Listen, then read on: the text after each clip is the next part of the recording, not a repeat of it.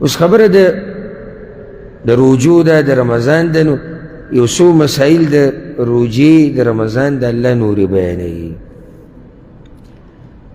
أحل لكم ليلة الصيام الرفث إلى نسائكم، حلال کړی شوي دي ستاسو دپاره په شپه د رجوع کې یو ځای کېدل د خپلو بیبیانو سره.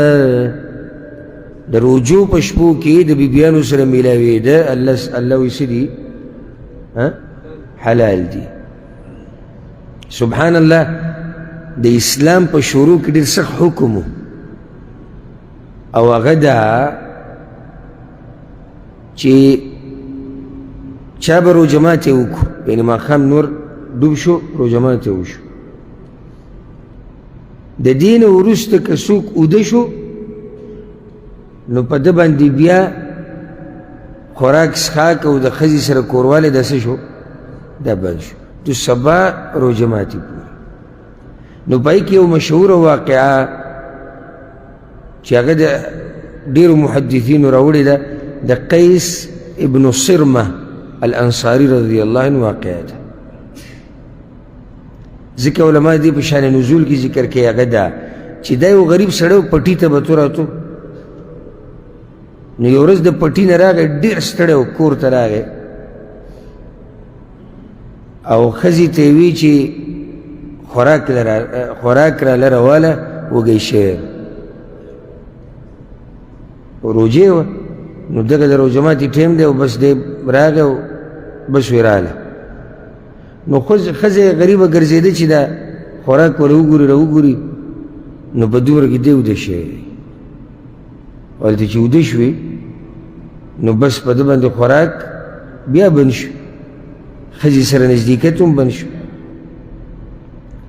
نو سبا بیا روژه وه هغه شان، نو بیا بېهوشه شو، په دویمه ورځ بیا بېهوشي راله، نو الله دا آیت نازل کړو.